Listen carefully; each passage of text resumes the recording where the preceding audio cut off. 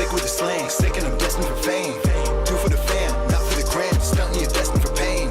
I do not front, I do not scam. Put some respect on my name. Sick like Cobain, click and I bang. Y'all gon' remember the name. Y'all gon' remember the name. What's up, ladies and gentlemen? I'd like to welcome you back to another episode of Real Talk with Zuby. Got another special guest. She is a musician, an artist, a songwriter, composer, and a producer. I would like to welcome Landon, aka Matriarch, to the show. How you doing? Thank you so much for having me, Zuby. You are very welcome. How are you doing? I'm doing well, thank you. Got a little bit of a cold, but hanging in there. You'll be back soon. You'll be all right. Yep. I had my annual cold at the beginning of December. Yeah, it wasn't much fun, but for me, it's like an annual thing. That's good. That's good. I think mindset contributes a lot to that because I've been like trying to tell myself, well, I'm good. Anytime I start feeling like I'm going to get sick, I'm like, nope, I'm good. I'm good. And it's worked so far. So I'm going to get through this pretty quickly. Awesome. So tell us a little bit about yourself. Well, I'm a singer-songwriter. I've been doing this professionally since I was 17. I started out in Dallas, Texas, and I just kind of worked my way songwriting and interning with producers and had an opportunity to just come to LA and learn under a producer here. So I packed my stuff up and moved out here when I was 18. I didn't really know anybody, worked those connections a little bit and was able to learn a lot, just kind of bounced around in different capacities as a songwriter. So I was writing for Disney artists at some points. I was scoring for film and television, working with other artists. So it was just, I had, a lot of experience on the inner workings of the industry. As an artist myself, and I've been fortunate to have my own successes charting on Billboard and touring the world as a national act. But, Awesome. I think that it's interesting. My personality and viewpoint and artistry aren't really in alignment with what mainstream music pushes and advocates and expects from you to deliver and to perform in it within a certain context. It's kind of an unspoken thing, but you understand is not, being willing to do certain things in the industry, is kind of why I don't want to say like expelled from it, but you get written off pretty quickly. You know what I mean? That's interesting to hear from someone who was specifically in LA, because I'm here based in the UK, but you hear stuff about the mainstream music industry, you hear stuff about Hollywood, all that, and I've never even been to the West Coast, funnily enough. So, oh no, you have to come visit. Okay, I'll take that as an invitation. Absolutely. Okay. I just so you know, I do follow up on such invitations. Like sometimes people say like, yeah, and I'm like, I'm going to come. Yeah. No. And you know what? I don't offer unless I mean it. So that works perfectly for me. Awesome. So expanding a little bit on what you were just saying there, can you give us a little bit more detail? I mean, you said you were almost like expelled from the industry in your words, or that you weren't doing things people expected. You weren't acting in a certain way, or maybe making your music in a certain way. Can you expand on that a little more? Sure. I mean, it's been an ongoing struggle since I was 16 to maintain my integrity and be amenable and flexible as an artist. You especially being young and naive, which I was very young and naive. I wanted to, please whoever I was working with at the time. I was signed with Epic Records. It was just one thing after the other, which I started learning more about how the industry worked and other artists that I knew. So, for instance, there's another very successful pop person that I was hanging out with at the time. And I found out certain things that they were doing that almost, immediately I saw the remuneration in their career take off. And it's something that I was never willing to do. And I would be put in those situations where it was very blunt, actually. It was like, all right, next, like you can leave now. Yeah. And so I would, but I always had the naive attitude kind of served me because I was like, oh, no sweat off my back. All right, these people aren't my door. I'm just going to keep going to the next people. Yeah. And I think being in the industry 10 years, I finally started to realize, okay, you know what? There's not that many good people here. There's not a place for me having integrity, being an artist. And I wouldn't say like I was difficult to work with as far as pushing myself, artistically. I was very open to embracing different styles, working with different producers, but I definitely was somebody who was unwilling, to take off my clothes, to really use sexuality to further myself. And that definitely, I saw the effect of that on my career. So I had to be creative, and I kept pushing and finding other ways to survive.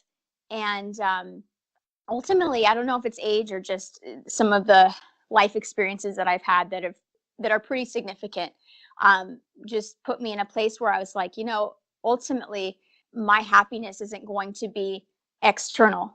It's Yeah. going to come within, and I need to do whatever I need to do to find my authentic self, and to ultimately just serve that interest. Pleasing other people was just it was just a horrible existence, and I could never seem to do it in the same camp as other women or girls that are willing to cross certain lines.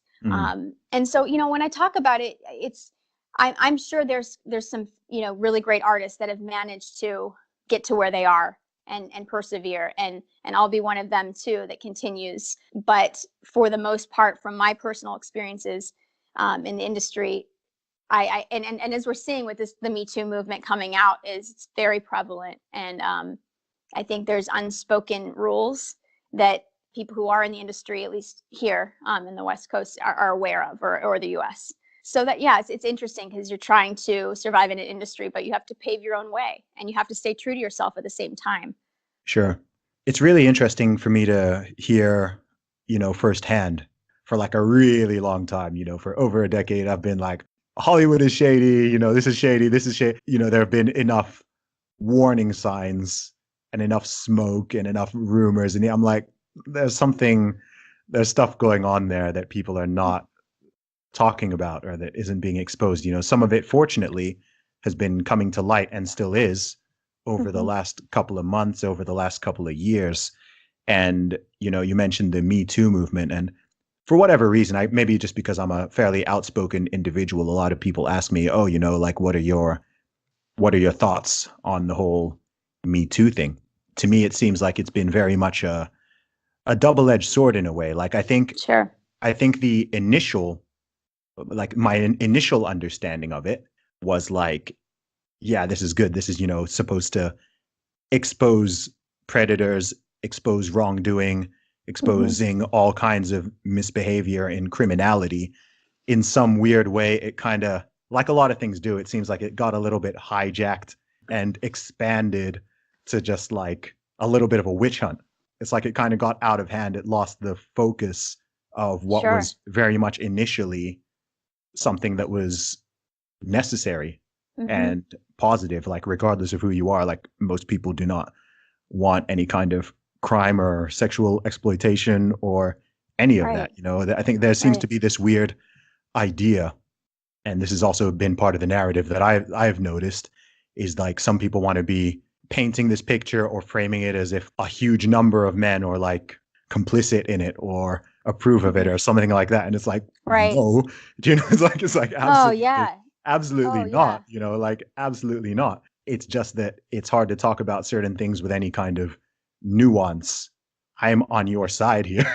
Sure. Most people are on this side. It's just some people are saying like, okay, like, this needs to be stopped. These actions need to be ceased. But in the process, we can't just like drop a gigantic bomb on the entire male population and just take out the bad guys, but take out 10 good guys with each one of them. You kind of know what I mean? You know why I think that happens is, I think that when something bad happens, we're so quick to attach this narrative, and you enter into this archetypal situation where you have the victim, and if you have a victim, you have to have an oppressor. With this stuff, and this is something that I try to be careful of and want to convey with nuance my experience, and that's why I love long form conversation, because you can't put this in a tweet. I want to bring attention to the fact that this does happen in this industry, but I'm not a victim. I don't attach myself to any cause, including the Me Too movement, because of those associations and kind of hijacking people's personal individual situations that have happened to them and using it to promote ideas like toxic masculinity, which I think is a bunch of bull. Thank you. So yeah, absolutely. So that's why I find it really harmful is the victimhood. Automatically, when you come out with a story like this or with a personal situation, it's like people are like, oh, I'm so sorry that happened to you. I can't believe it. It's those men. It's this. It's I've seen it happen to boys.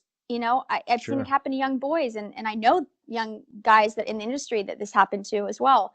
It's happening to everybody, and we have to look at each other as individuals and really listen to the story and what we can learn from it instead of attaching a narrative to it and like who can we blame? Yeah. It's maybe what I'm trying to say is like what can we do to support artists that decide not to take that path?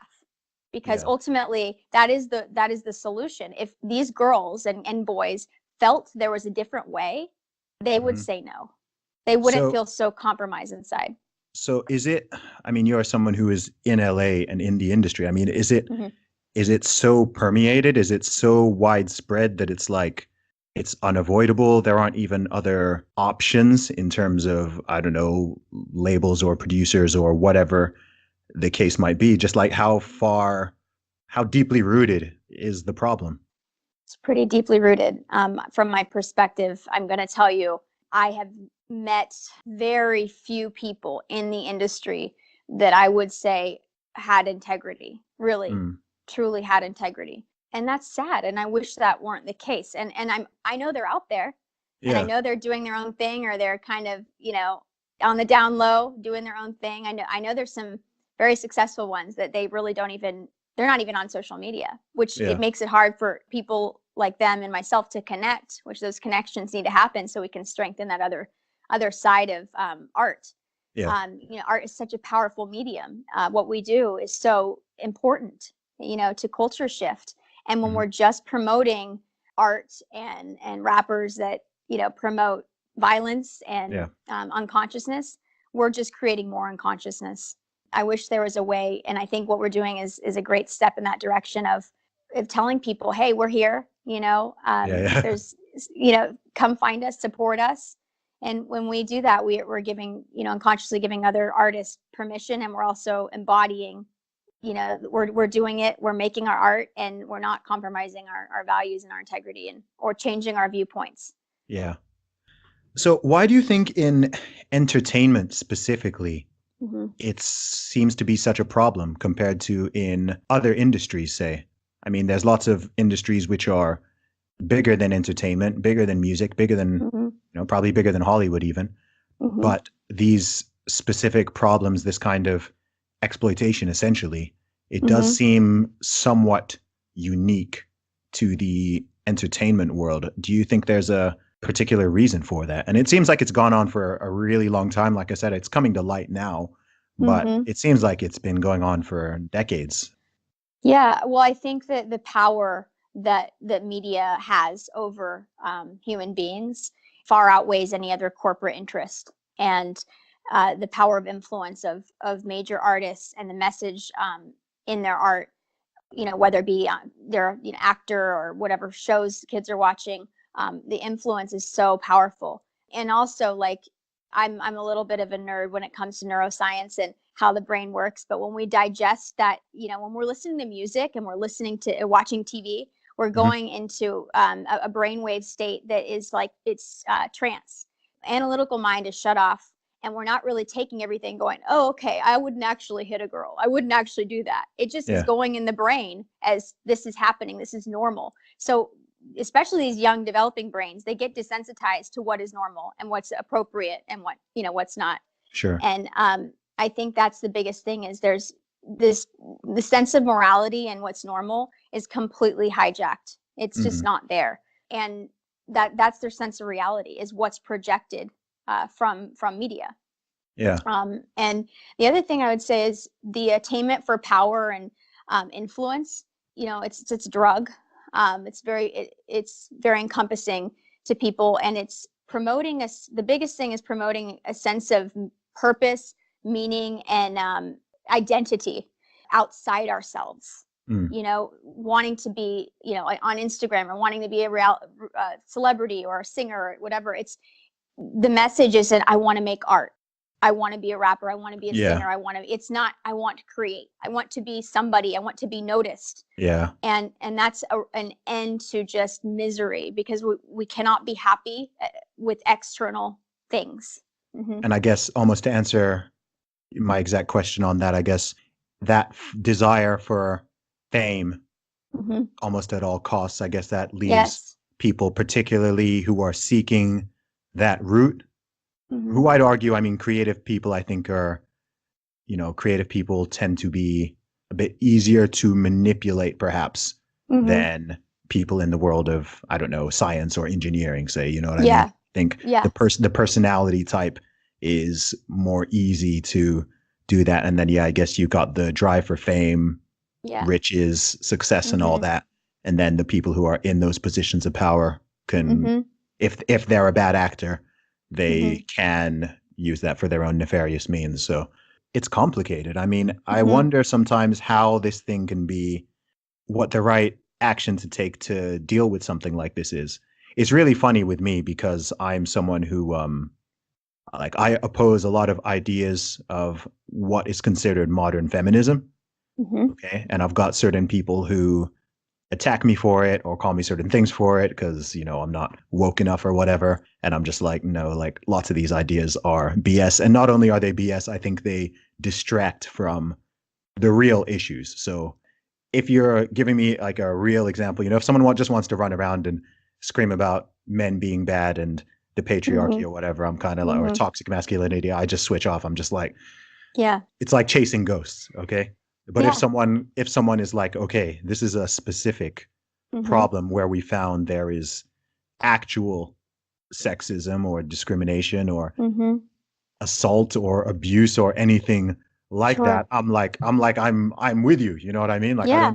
I don't need to label myself or anything for that. I'm just like, Yeah. yeah, if we can point to a specific situation, I'm happy to look at that. And I mean, being someone as well who's in music it also gets complicated because again, people don't talk about specifics. So I've spoken to and also, been on panels or at conferences and stuff where, I don't know, women who are involved in the music industry, whether they're artists or elsewhere, are involved in it. And oftentimes they'll talk about challenges, they'll talk about sexism, they'll talk about whatever. But I mean, I guess maybe the fear is so great that they don't want to be specific.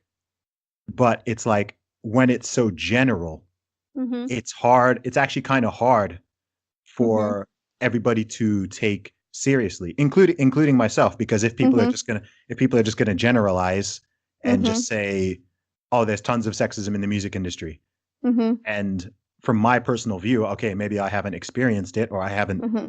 haven't seen it or witnessed it, Mm-hmm. and so I'm kind of like, okay, where, what, like, you know what I mean? Right. I can't do anything. Like no one can really Right. do anything unless we know what's really going down. You know what I mean? Right. I mean, it's interesting because people, have different solutions how to combat problems.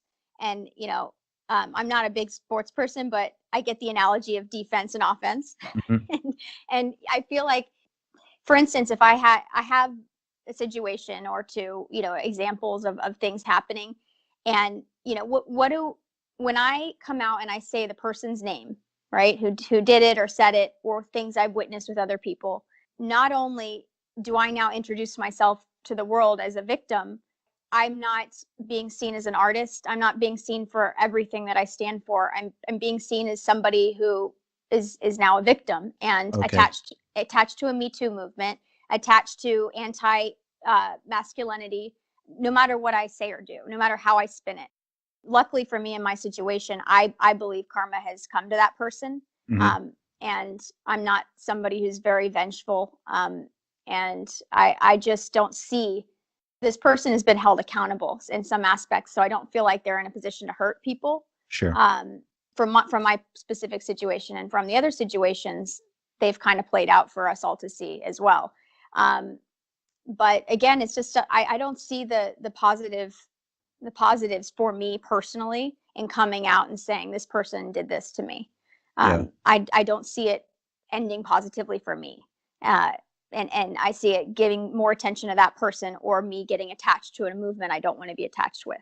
So I'd rather take, the situation of what I've learned from it, and use it to empower me and to let people know that they don't have to make any sacrifices, so just me continuing to do what I do hopefully sends that message. Yeah. So let's talk a little bit more about your music itself. So your Sure. artist name, first of all, how was that conceived? Where did that come from? My first band, when I was touring under just the name Landon, one of my bandmates started calling me that, and I Okay. just thought it was funny. I'm like, why do you call me this? And he's like, because you're like this maternal, like, mama bear to everybody. Like, you care about children and you care about everybody around you, and including yourself. Like, they were speaking about me, who I don't have a strong maternal connection with anybody. So I had to be that for myself. And so I think I kind of embraced it at a point in my life where I was really lost my identity, and I'd struggled with depression my entire life. Okay. And for me, something resonated when I saw that somebody else saw that value in me and saw me as matriarchal, in a loving, maternal way, not in a feminist controlling way, not in like a monarchy sense. Yeah. And that's really something that I just embrace in a positive light. Is just, one thing that I'm very passionate about is children, and the defenseless. So anybody that is mentally handicapped, or that is a child of a child mindset, is somebody that I want to protect, because I feel like society is focusing on other things that are, quite frankly, not as important, when we have children being trafficked over our border right now. Yeah. And children all over the world that are starving and in war zones. And I think there's something I said on Twitter is, how we defend the defenseless defines us. So that's something I'm passionate about. That's some good alliteration there as well. You can that could be a song right there, Yeah, totally. Yeah. What you said there just sort of sparked something in my brain, which I'm sure I've commented on before. I think I made a whole YouTube video about it last year. Was, to me personally, like, if I think of it deeply, one of the biggest problems with the whole permanently outraged culture that we seem to be living in the Western world right now, for whatever reason, be it social, be it political, be it cultural, the biggest problem to me, besides it just being annoying, is that everybody only has so much outrage and so much attention, and there's only so many hours in the day that you can dedicate to stuff. So every day I might have like 10 minutes worth of outrage to dedicate to something. You know what I mean? If I'm looking at the news, or I'm looking at social media or whatever, and the biggest story in the world is, I don't know, some complete nonsense. Someone tweeted something about shampoo. Okay. Biggest Twitter moment of the day. Someone tweeted something saying shampoo is racist. Okay. And that becomes the thing. Or, oh, some girl culturally appropriated with her Halloween costume or whatever. And this is the thing that everyone's energy and time and whatnot is going to. Sometimes I wonder if it's like, if I put my tinfoil conspiracy theorist hat on, sometimes I'm like, is this on purpose? Are they literally just trying to completely distract everybody from the real stuff that is going on in the world? Like, there's plenty of stuff to legitimately be outraged by, certainly in our own local areas, in our own countries, let alone in the globe. I mean, if you look at what is going on a worldwide basis, there is plenty of stuff to, like, I'm not the type to grab a sign and march in the street, but if people want to grab a sign and march in the street, or lobby, or create a petition, there are so many real problems that people could be campaigning for. I agree. It's weird. It kind of drives me nuts, because I like to assume that people's intentions are good. So these people who do like consider themselves more activist types, and who do like to get involved in causes and all that, they generally mean well. I do think there's some bad actors there as well, but I think they generally mean well. But in terms of what they're actually pushing for or pushing against, sometimes it's just so petty, or sometimes they don't even know. Sometimes it's like they don't even know. I don't know. the like those women's marches that they do in the US. And I Mhm. don't even know, to this day, I still don't know what they want. Like, I don't actually know what that march, I don't know what the intention is. Is there a law that you're trying to get changed? Is there something specific, or it's, I legitimately don't understand it. It's maddening. If I understood it, I wish I could explain it to you, but I don't understand it myself. I don't understand when, there's real cases of FGM happening even in our own country, our own backyard. And the women that are coming here, they're still oppressed, still, Sharia law is still being implemented here. I don't understand. The most vulnerable of our society, we're not talking about at the Women's March. I don't understand that. So for me, it's just, it doesn't resonate with me at all. I don't understand what you're marching for, a perceived idea of unequal wages. And we look at any economist worldwide that evaluates how our economy functions, and there's no proof of that. No. There's different deciding factors, and that's a whole other rabbit hole. But for me to get out there and march for something, it has to be somebody who's not able to march for themselves, for their own voice, for their own rights. Yeah. And that's something that I'm passionate about, is just anybody that is suffering, that can't literally use their voice, and has had their freedom stripped from them. And the fact that that's happening here, and people are just taking a blind eye to it and putting people like Linda Sarsour in charge is just really disheartening. And I can't align with that at all. Yeah. It's really bizarre to me. Like, sometimes I feel like I'm sure you feel the same as well.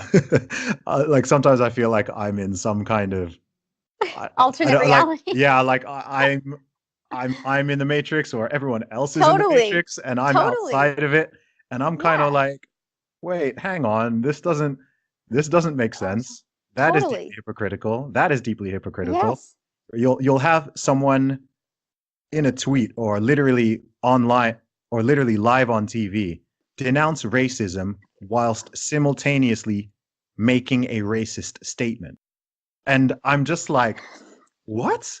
Huh? Like, I remember there was one last year, I think it was something on CNN, because it was one of those clips I saw on Twitter. And someone said something like, we need to stop demonizing people. We need to stop looking at people and judging them by their race. And we all need to admit that white men are the biggest threat in America. And my brain did a reset. I was just like, wait. Like, I rewound it. I was like, did I hear that right? Like, we need to stop demonizing people based on their color, and accept that white men are the biggest threat in America. I was just like, wow. Like, I know. You know what's so funny? I was just like, huh? They're getting so brazen, where they're like, you know what? There's enough of us that are so dumbed down. This will skate right by. Let's try it. And they do. And then you and I and other people are going, what the hell did I just hear? Am I being gaslighted out of my own brain? And then you realize, oh, okay, most people are buying this stuff. And they are. It's effective enough for us to be the fringe, right? It's so strange. I wish it were rare, but it's like I see it a lot, and I'm just like, how can you be what you are claiming to fight against? How can you claim to be fighting for the equality of the sexes whilst being deeply sexist towards another sex, or same with race or anything else? And I'm just kind of like, this is weird. And it's weird to me because it's new. This isn't something that's been going on my entire lifetime. Not at all. No.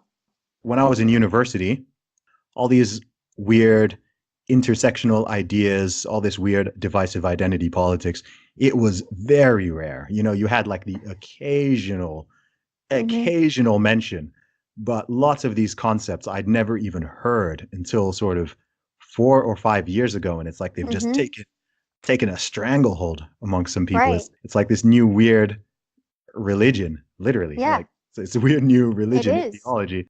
And I don't buy it at all. And I really don't buy it. And it's funny how a lot of people expect me to buy it. I don't know if because I'm a black guy or whatever. So some people like just expect me to believe in certain things and to think that I'm oppressed, and to which is racist. Yes, of course. Expecting you to think a certain way because you look a certain way is racist, people. Yeah. Or the whole, last year, the entire treatment of Kanye West in the mainstream media. And literally the message I was getting from him was, one, Black people aren't a monolith and they can vote and think in different ways, and that's fine.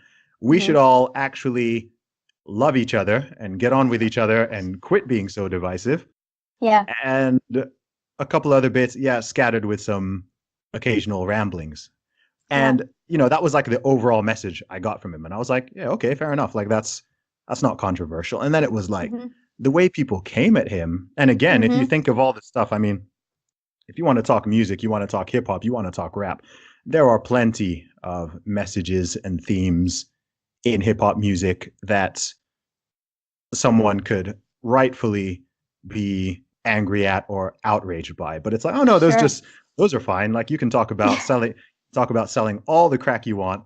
You can talk about shooting all the N-words that you want. You can talk about doing this to a woman, doing that to a woman. Right. And that's cool. It's totally fine. No one says anything. You can talk about taking this drug, selling that drug, drinking until you pass out. And then it's like Kanye, who for his entire career has mostly rapped about fairly conscious, positive stuff. He's now suddenly public enemy number one. We're going to boycott him on the radio. He's canceled. DJs are stopping playing his music. And I'm just like, oh my gosh. Yeah, like, he went again, that unspoken ethos that is within, that permeates this industry. Yeah. You don't go out, it's like this tribal mentality within itself of, I don't understand it. I really don't. Yeah. It's strange because it's very self-destructive. Right? It is. It's very self-destructive. Like the messages that are pushed out there. I mean, you've got some big hip hop artists who are somewhat positive and whatever, which is cool and that's good. But it does seem like you generally, I don't know about other genres. I think hip hop's quite specific in this regard, but it's almost like you can easily get rewarded for negativity and ignorance. Let's simply put it that way. Absolutely. Yeah. Okay. If you're someone who wants to raise the public consciousness and be more inspirational in a positive way, it's like, yeah, you might get some support, but you're more likely to blow up and be popping if you're tatting up your face and you've got a criminal record and you're rapping about a certain thing. You know what I mean? And it's a tricky one because I'm certainly not on the side of like all the bad things are from music and entertainment. I'm like, no, that's rubbish. But then I'm also kind of like, there's some weird stuff going on here behind the scenes, which I personally don't even understand because I'm not privy to it. There's enough patterns and trends that you can see over the years that it's like, okay, someone wants to be putting certain messages there into certain communities. You know what I mean? Right. It doesn't seem accidental at this point. No, it's the whole identity politics that have been, injected into the youth. Like it's like a vaccination against free thinking. And the tribal mentality penetrated all form of media because ultimately the people that get to decide what gets pushed forward are going to choose artists that are in alignment and lockstep with that narrative. I couldn't name one, superstar that besides Kanye, but he, basically, is conscious. I don't know how else to say it. I mean, but he's also at a place where he can do whatever he wants. Yeah. Because there are conscious rappers, they're not going to, or they haven't yet reached that level where they can, cut those puppet strings from the person who's been pushing them. Yeah. These conglomerates of power that are behind all media. It's not just like music. Every media that kids are consuming, formulating these opinions about what reality is. That's a very powerful force. So as an artist, especially I guess when you were a little bit younger, these forces and this pressure, was that coming explicitly or was it more like unspoken? So did you have people literally like trying to tell you to dress a certain way or to make songs about X, Y, or Z or yes, absolutely. Absolutely. And it wouldn't be in the form of take your clothes off or you're not getting in the job. It'd be in the form of this is the outfit, these are the options for this photo shoot, and I come back and say, okay, where are the pants? Like, what's going on here? Like, I thought this is about my music. Oh yeah, Landon, it's totally about the music. But this is what you want to create a brand for yourself. This is what you have to do. That kind of stuff. And I just would feel anytime I would cross any boundary from my own personal boundaries, I'd feel so dirty. I just felt like cheapened. And I know my worth and my gifts that I have. And that's not coming across when I feel cheapened, or when I feel like I need to draw the attention of my sexuality to further myself, so that really destroyed my confidence anytime I felt, I was in those situations where I had to choose. Yeah. And that is something I don't know, because I'm not a guy, if they feel those same pressures, but I definitely see it a lot more. If you look at any videos, like, the twerking, the basically naked in a bra performing on stage, in a G-string, like Miley's last video, she's bent over wearing a thong in the video. This stuff isn't part of the art or accidental. It's intentional. Yeah. And it's something that is part of like the contract, you do it or you don't do any of it. Yeah. It's a really weird one as well, because when I remember very specifically, like, especially in the 90s and early thousands, a lot of rappers in particular used to come under fire and face a lot of criticism for representing women a certain way in their videos, right? So doing the whole, girls just running around half naked, shaking their butts, guys popping champagne on them or whatever. And what's interesting to me is that a lot of female artists' videos are now just as bad, if not worse, in that regard, which is really interesting to me. And it's also interesting how they frame it, because sometimes they'll say that this is women's empowering. This is empowering. And I'm like, this is exactly what you guys were screaming about 10 years ago. Like literally, you were saying that, whoever the artist is, Jay-Z, Nelly, 50 Cent, whatever, you're saying they're disrespecting women by having them in these outfits, doing these certain things in their videos. And then I'll watch a Nicki Minaj video or a Cardi B video or whatever, and they're rapping the same. They're using the same words. Yeah. Okay. That, again, you were criticizing the guys for. And then you've also got naked women shaking your butts or whatever, which is like, I'm an artist. I'm like, if that's what you want to do. Exactly. And fair enough. But I'm just kind of like, totally. Well, what's the standard here? Like, it's confusing me. Yeah.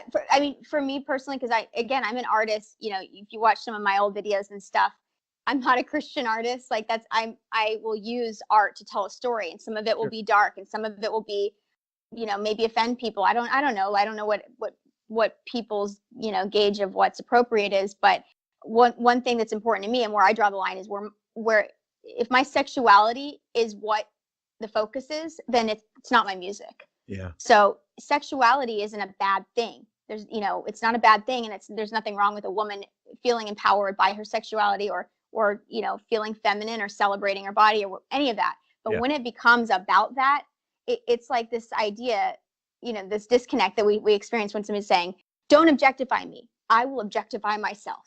And you're going, okay, I'm so confused. Yeah, it's really confusing. And I think there's a lot of things where there's just like a male-female disconnect, which is not surprising, given that it's not like I've ever been a female for a single day in my life, and I never will be.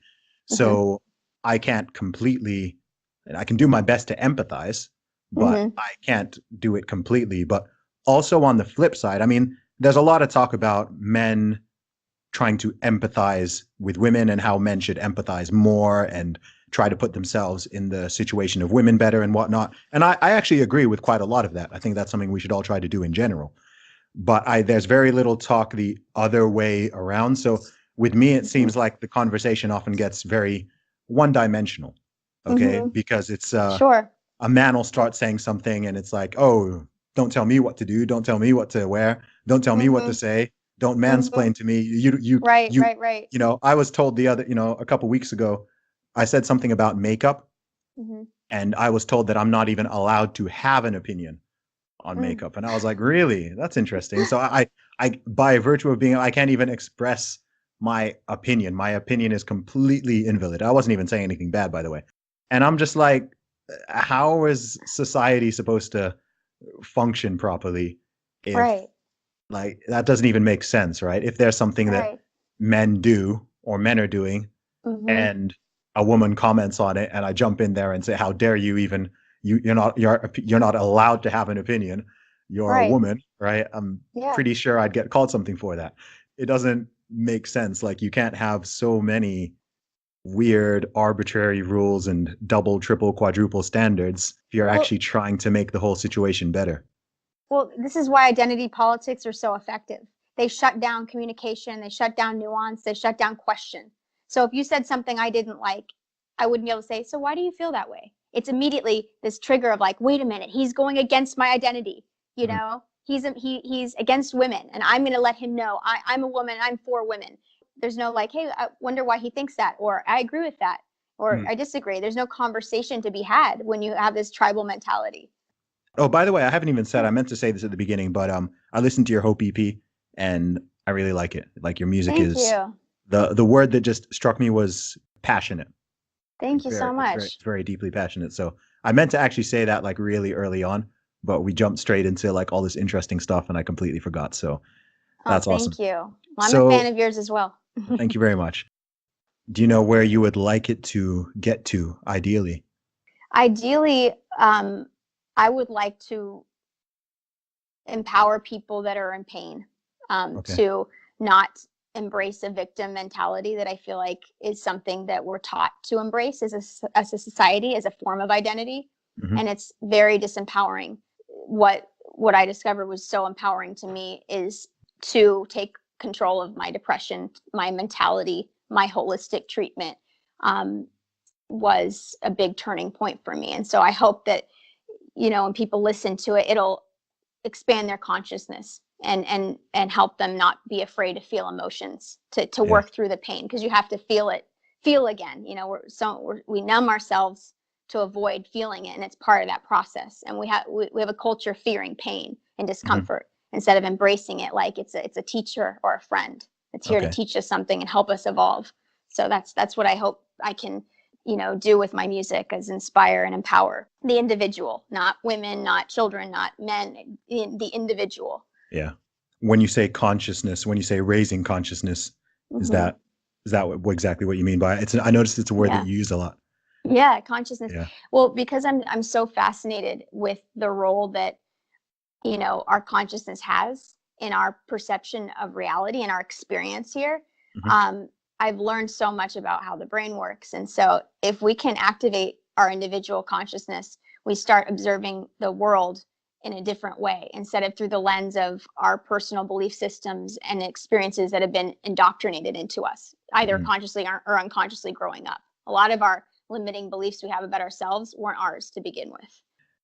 It's sometimes I wonder, especially when I'm hanging out with children, say my nieces and nephews or whatever, or I'm having conversations with them. Yeah. And it's really funny talking to kids, especially like between, I don't know, 3 and 5 or something, because they've got the innocence, obviously, but in a weird way, I feel like they're like naturally not smarter, but they're wired in a way that is different to adults because they haven't yet had the world hasn't hit them with certain things. Yes. Their school hasn't put certain ideas in their head. The media hasn't put Right. it. I feel like there's two aspects to socialization. Like one of them is very positive. Like Mm-hmm. we don't want to be like feral, wild, violent creatures Mm-hmm. with just living off of impulse. Right. But there's also kind of a degree of over socialization where people are so keen to just fit in Mm-hmm. and comply, not Mm-hmm. question anything, just Mm-hmm. go with the flow, go with the Mm-hmm. narrative, do exactly what everybody else does. I mean, I'd say 95% of the time doing what everybody else does is probably a decent way to go, right? Like, like when it comes to most things, you don't want to start making up your own laws and whatnot. But there's also that element of just being yourself, not having Mhm. these limited beliefs, because these children don't have these limiting beliefs. You talk to No, a they kid, don't. oh, what do you want to be when you grow up? They'll just say Yeah, whatever they literally want to be. They're not going to be like, right, I'm not good enough at this, or right, I've heard that someone like me can't do that, or right, whatever. right. Which is, Yeah. which I'm just like, yeah, like, sometimes you'll talk to adults, oftentimes people older than myself, and there are just so many limiting beliefs. And it's like you have to go through this whole process of removing those, or Mhm. attempting to, at least recognizing them, and Yeah. then almost like reprogramming. So it's kind of like Yes. you start out deprogrammed, the program is written in, and then you need to deprogram again Yeah. to break free. And most people probably never actually do. I think a lot of people feel like they want to do something. I don't know. I want to start a YouTube channel. Mhm. I want to be a rapper. I want to be a singer. I want to dance. I want Right. to start a business. And it's Mhm. like, okay, do it. Mhm. And then it's like, oh, but this, but Yes. that, Oh, but but this. this, but Yes. that. And it's kind of like, Yeah. especially in this day and age, it's so easy to Mhm. get something started. It's so Mhm. easy to get something started that it's like, okay, you know Yes. what? It might not work in the long run, but why Right. not? I mean, if you're not going to put yourself out on the street or burn Mhm. your entire life savings on this thing, like, what's the harm in starting a YouTube channel? Like, just Right. do it. Right? It costs Right. nothing. Yeah. You've Exactly. already, And we don't deal in extremes. If there's no yeah, like, I want to work towards this. So 1 hour a day, I'm going to read. yeah, It's like, no, I can't. I don't have time to read. Okay. yeah, Really? You don't have time? Okay. yeah, That I agree with you. I love that you see the same, light that I see in kids. And if there's anybody that I look to, like in life as a guide, mm, it's children. They're a reminder of what we are, which is just yeah, pure light consciousness. And they don't need anything to be happy. They're happy digging in dirt with a stick. They're the only beings that can truly be present. mm, We're adults. We can't even be with ourselves for 5 seconds without picking up a phone or our mind getting a monkeying around. And yeah, it's just so beautiful to watch them. I really believe they're closer to that pure consciousness that we're from where we all came. And so getting to witness them, in that aspect is really amazing and oh, helps center me. At least watching my kids do that really helps helps yeah, me a lot, awakened me for sure. that's awesome. How many kids do you have? I have three. I have Boys, girls? 10. Girl, boy, girl. Yeah, I got Okay, 10, almost 6, and 2. awesome. I'm very curious, just personally, because Sure. I'm not I don't have any kids myself. Like I said, I got lots of nieces and nephews. But how did that phase in your life change the way you perceive things, or the way you act, or anything like that? I'm always curious how people Mhm. go from being yourself as an individual, or Mhm. couple or whatever, to, wow, there's a life that I've created here that I'm now responsible for. Like, I think Yeah. it fascinates me in a way. Oh, absolutely. It definitely was my awakening. Having children and feeling this immense sense of responsibility to not mess them up, you Mm, know, and part of that was awakening my own, demons and my own shadow work that I had to do to not have project that onto them and their experiences. hmm. Every little thing, because that's how we get our belief systems. Hearing mom and dad argue about money, you start Okay. taking on this belief that money's hard to get, Yeah. or whatever it is, or every idea about life we get from whoever brought us up or whatever our environment is. And so I want to make sure that, what they hear from me isn't I'm depressed or mom's sad, I'm going to go back to my room, which is what I experienced postpartum after my first child. And Okay. when my daughter was born, that's when my depression was the worst it's ever been in my entire life. Depression for me, the way I look at it now, at the time, because depression is so real. I don't know if you've experienced it or not, but it's real. I wrote a song and the lyrics were like, it's real with $1 million in your pocket on a sunny day with, thousands of followers and friends. It's real. And Mm, it's so real that it can make you want to leave this planet with mm, all of those things. And for me, now I see it as like the greatest gift that ever happened, because it was a call for me to go inward and unmask that authentic self that was truly me, not this like false avatar of what I thought I was supposed to be in this world. So it was just such a long process. But it just got better and easier as I became more empowered and less of a victim. You know, when we get diagnosed with depression, we're told you have a problem. You know, now you go, here's some medicine for the problem, and now you have more problems. Let's take more medicine for these problems. It's so disempowering. And so anyway, sorry, I'm getting off a tangent about No, depression. it's fine. I think it's curious because I have zero experience with it, and my personality type very much, my neuroticism score is like bottom 2% of the entire population, which means that I'm essentially immune to it. So That's again, great. from an empathy perspective, though, I'm curious to understand, you know, when someone talks about depression, I'm never really sure. Like, I just try to listen. I just try to listen to the different perspectives, because I don't have like a personal thing that I can, honestly, I can't directly relate to it per se. So many different perspectives, because you've got, you know, the idea of it being a disease or a condition or a or, you know, like I don't even know exactly, like I know what it is, but I don't. Does that kind of make sense? Because Totally. Yeah. And there's so much information and spins on what it is. For me, it's a symptom. It's not a disease. And it's a symptom of healing, basically, that needs to be done with trauma, because trauma doesn't have to have a hold of you. It's not a life sentence for the rest of your life, because something bad happened to you. Something bad has happened to all of us at some point in our life, or we're not really living. It's just so disempowering to feel like a victim, and that I need this medicine or I can't be happy. You know, and I know this because I've been there. You know, I'm not saying this like to somebody who's on medication or telling anybody to get off it or anything like that. I'm saying there's another way. I know, because I've taken every route out of desperation to get out of this place. So, but what my kids did for me was expedite that the importance of that journey. Ultimately, whatever I tell them to be is nothing. It's about what I am.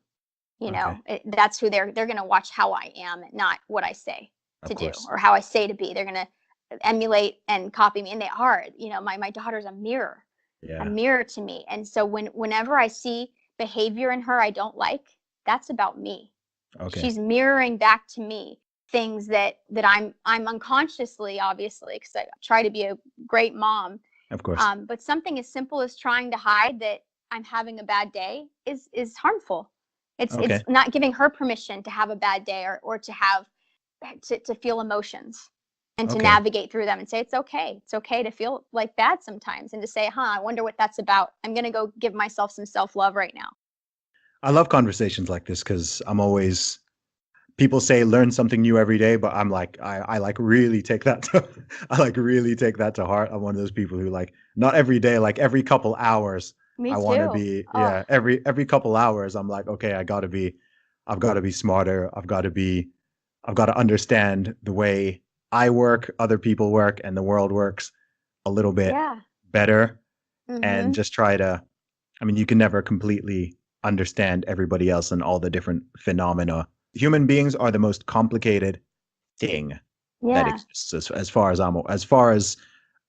I care. Not even like animals, not even machine. Like human beings are the most complicated, complex thing, organism, machine, whatever. Like, there's so much stuff that goes on in the world with us as individuals, let alone as a group, let alone as like a nation, that are just so complex. And it's very clear that absolutely nobody understands it, right? People try to, but it's like nobody really gets how this whole thing works. I mean, if you did, you'd just be able to like end crime. You just, okay, why do people commit crime? Oh, it's that. So boom, we finished that.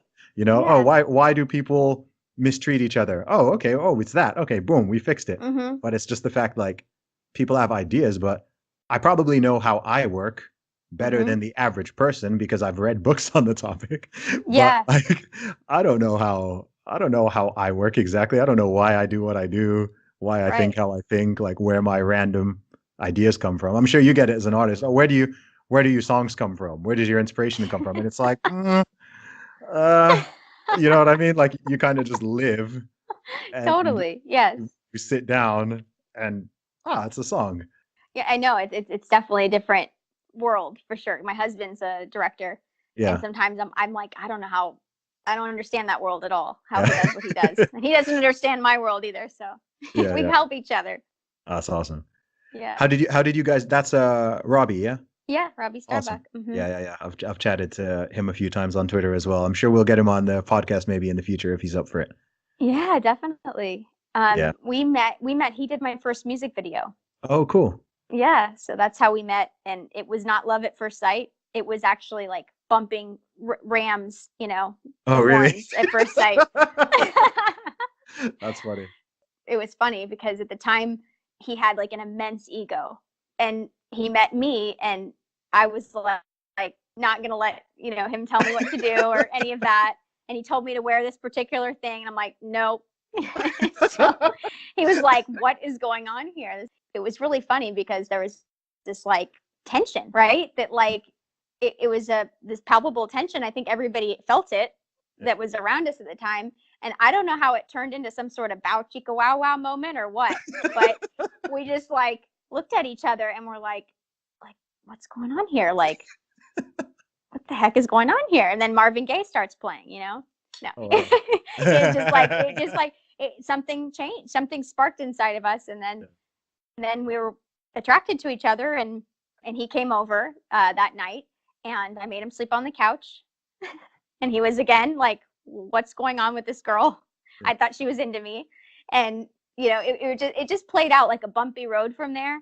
But, it ultimately 3 months later, we got married. Oh, wow. Yeah. Okay. And actually, yesterday was our 11-year anniversary. Congratulations. Well, that's Thank awesome. you. No, Yeah, thank you. wow. Why waste time? Why waste time? Yeah, at the time we were both, young artists, and we're just, ready to dive in. And I wouldn't recommend that, to my kids, just because I don't think that's wise. But for us, it was just a soul connection that we're like, yes, this is it. And I just knew it. So I dove in. That is dope.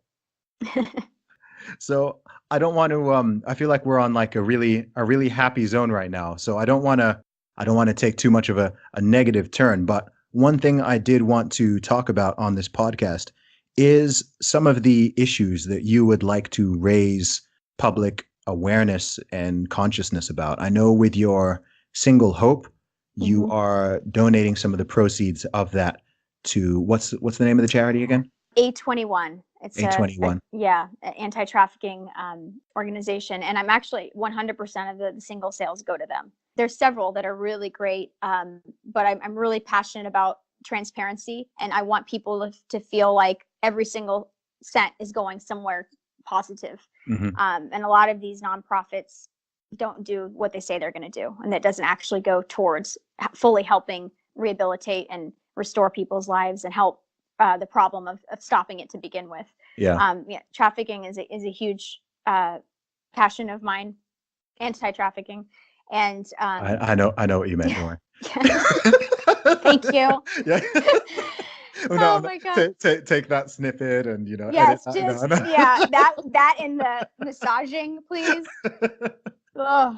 That's okay. So I'm constantly educating myself on, because the numbers change, the stats change, but unfortunately it's not going in the direction we'd like. The awareness is, we're creating an awareness, which is wonderful, but there's a lot of work to be done on identifying certain behaviors. And I'm going deep with that right now. I'm doing an online course through Stanford so that I can better educate through my platform of things to look for, just, on a street level, and, just contributing to these organizations that are actively helping victims. And I will say, like, not to get political because I'm not a MAGA person, but I'm very grateful that this administration is doing so much to combat this issue. So okay. I really think that, you got to give credit where it's due, to encourage that to keep happening. And so there's been a lot of children that have been rescued from this. So I just want to see more of that happen. Talking about trafficking is triggering for a lot of people, and they want to not talk about it, because you don't talk about it at parties. You don't talk about it at lunch and coffee. There's not a place where it's safe or really appropriate, it seems like, to bring up such a topic. People are afraid, uncomfortable by it. It's really uncomfortable. It really is. But it's a necessary conversation to have. And I think that people don't know who to talk to and what to say about it. I think that's the first step, is kind of realizing that we're not doing anybody a service helping these kids, and by not talking about it. Yeah. And that we have to normalize talking about these issues that are really important, and especially to children who depend on us, like, not only for survival, but to be rescued from these atrocious situations. So that's the most important thing, is starting that conversation about it, and really understanding where it's happening and how big of a problem it is and why it's happening. And is it fueled, some areas it's fueled by gangs. For instance, here, the border is a big issue. Not having a border is allowing 16,000 children to come in to be trafficked. And you have people here that are upset that children and families are being separated. But the problem is, if you don't separate them, they're going into the arms of the traffickers on their merry way. Yeah. And it's a complex situation. There's not a simple answer, but we have to talk about these issues. And for me, I feel like not having a boundary and a way to vet who's bringing children in, why they're bringing children in, and getting them the medical care they need immediately, all of those issues are a way to stop it in its tracks that are not happening. And so we need to have a conversation about that. I feel like this is actually an issue that both sides, if you want to say that, like, everybody should be able to unite on. How people think the best way to combat it may differ, right? Some people may want a physical barrier. Some people may think, no, we want to do something else instead. But I think if the focus were put on that particular issue, did you say 16,000 kids a year? Yes. I mean, that's not a small number. That's No, it's like not. a lot every single day. In terms of practical tips for someone who's literally listening to this right now, I mean, what are the things that people can look out for? And if they do pick up on this, or they have a concern, what's the best next step? Anti-trafficking hotlines that you can look up. You can call the local ones, because that'll probably be the first to be able to respond, to send somebody to respond right away. But in general, like, what was it? It was in the UK, that train ride that somebody made a phone call and they were able to pull like 20 kids off of this train. I wasn't even aware of that, to be honest. Gosh, yeah, I'm going to pull that story, because that was really amazing. The power of one individual, just to sense. There wasn't anything that necessarily stood out other than maybe the kids not smiling, talking, interacting, not behaving like the light that is in children's eyes, right? But we wouldn't notice if we're not paying attention to other human beings. We're not getting off our phone every once in a while, making the effort to connect and look somebody in the eye and say, I see you, you matter.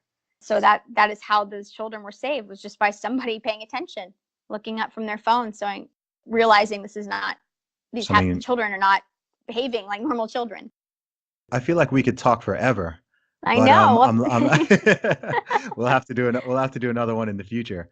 Before we wrap this up, how can people find you, and how can people listen to your music as well? All right. Yeah, I'm Matriarch on Twitter, and my website is matriarchsongs.com, and you can find all my links there for whatever musical medium you play your music on. I'm on iTunes, Spotify, Amazon Music. So yeah, please find me there, and I'm excited to release some new songs soon. Awesome. Thank you so much for coming on the podcast, Landon. I wish you all the best with everything. Thank you, Zuby. It's been a pleasure. You're welcome. Bye-bye. Bye.